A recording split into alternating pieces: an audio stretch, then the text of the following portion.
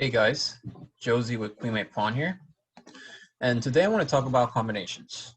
In chess, a combination is what happens when you put your pieces in the wrong place and like a spark igniting a huge fire, the fireworks just begin on the position for the unfortunate player, where it's like dynamite exploding the bridge, and I think you pretty much get the picture. But let's be more specific. Combination is like also the domino effect in motion. Usually it starts off with a sacrifice, and this forces the opponent to do something.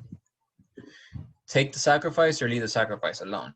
And almost all of the time, if you leave the sacrifice alone, it's gonna end up you in the worst position. So when you take the sacrifice, if the sacrifice is taken, then the fireworks begin and the attack starts and tactics start appearing everywhere on the board in order. So what I mean to say is that you should be careful about chess combinations happening in your game, and you should be trying to do combinations yourself. So actually, there's a specific definition of a combination, and it's a forced sequence of moves which uses tactics and exploits specific ideas in the position to achieve something like checkmate or win a piece or get a winning ending out of it. And the Russians decided on this definitions in the 1950s. Irving Chernev, which was actually a Russian-American author, wrote that a combination was a blend of ideas such as pins, forks, discover checks, double attacks, which give the pieces magical power because they're all working with each other. It's like in boxing when the boxer starts giving jabs and hooks before finally landing a straight punch that knocks the opponent out. It's beautiful to watch a combination happen. It's actually the heart of chess, is what Chernev wrote. So I'm going to share with you a position where combinations can become evident. So in this position, white's in check, and black just took a pawn on f3. So this is where the combination starts, and I'll give you 3 seconds to pause the video and try to find what happens after white makes a move, and any move. This was actually the game, this actually was from a real game, and I'll tell you which game it was right after the 3 seconds. This game is from Stepanov Romanovsky in Leningrad, 1926. So if you want to Google 1926, you can put Leningrad as well for more specific results. And you can click on the first game, and you can see how the game started. Although I don't really want to talk about too much about how the game started, but it is interesting to see. We'll go over it briefly. It was an Imzo-Indian. You could definitely see it by yourself. There was an interesting sacrifice on f2, getting the king open. And let's just see what happens in this position when the rook takes on f3. So the rook controls the entire third rank, and the king is forced either to e2 or d2, e4 or d4. Now this looks like a lot of squares, but let's go over each one, starting with d2. Now, why did I start with d2? Well, it's better actually to start with e2. You should start with the simplest continuations and see how that proceeds. If it looks good, you continue on to the more complex ones. So this is obviously a fork that happens. This is always going to be a basic tactical pattern. When the king and the queen are like, there's a square in between them, you just put a knight at between the king and the queen, and you just got yourself a fork. And they can't even take the rook on f3 because it's protected by the knight. So clearly that's not going to work. What if king to d2? This looks a little bit more complex, but it's interesting to see that rook to f2 forms now a skewer. And if you don't know what a skewer is, just look up shish kebab. And I hope you ate lunch already. I haven't. This is what a skewer is. It's a stick with a bunch of meat on it, and this is what it is. This is the handle. The rook is the handle, and then you got the bunch of meat on it. Now you really got a bunch of meat on it, but you can create even more of a tactic with the sacrifice rook takes e2. After the king takes the rook, you just do another fork. The king moves to d3, knight takes on c2, king takes back, but you're up a piece and a pawn. So that's a winning endgame, and not going to work at all. So let's go back. Clearly, these are losing for white. I just realized that white cannot go to d4 because there's a knight there. So that forces the white king onto e4. And then black gives another check on d5. Turns out that in the game, white resigned after this move because he saw all the possibilities that would happen. And let's see what would happen after the pawn takes back. The pawn would also take back, and this would not end well at all for the white side. Look at the king. It's right in the middle of the board.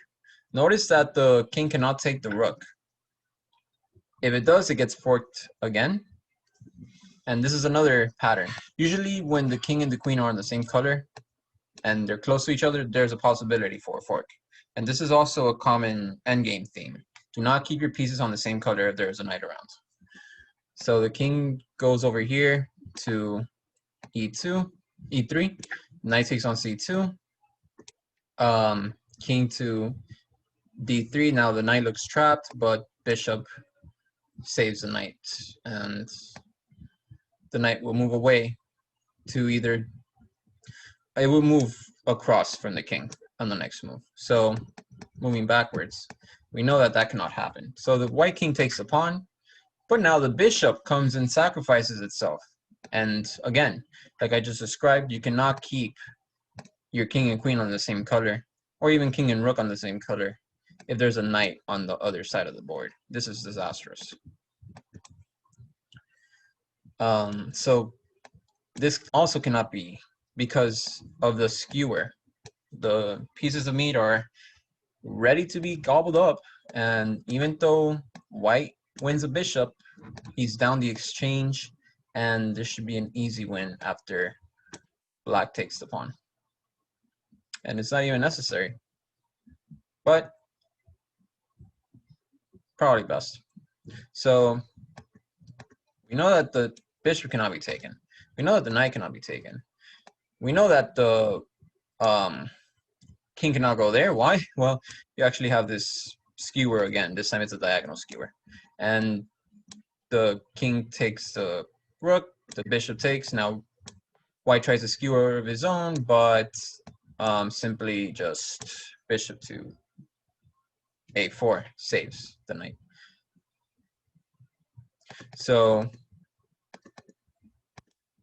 white looks like he's out of moves. He can't even, yeah, he has to go here. But then you bring the rook to d8 into the game. Remember, the king cannot take either piece because of the tactics we just described. So he's forced onto c7. But now, there is a problem. And this is already a pretty deep line. But rook to f7 would basically force the king to take the knight, and then rook to c8 is shish kebabbing the king. The king again takes the way towards the bishop, but again, white is losing in this position. So that's basically an introduction to the combination. This is one of the most famous positions with regards to combinations. It's very interesting to see how the game started too. Let's reopen this. Well, Shishkevich says, which Stepanov, Romanovsky, Leningrad, 1926. I guess we could go over it now since we already got the meat of the video out the way, the main ideas.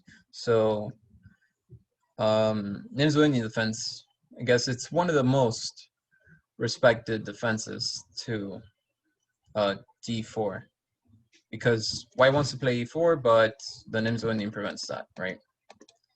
So e4 is prevented by pinning the knight. Okay, so far so good. Attacking the queen, gaining control of e4, castles to protect g7, but also develop the rook. The knight's chased away, but that's fine. The bishop just moves back. Black develops his light squared bishop. White tries to open up the king side and probably get a rook to g8, g1, and g7. Interestingly, black does a sacrifice. That pins the knight. Probably not something that white saw. Now the king is in the middle, and that's dangerous.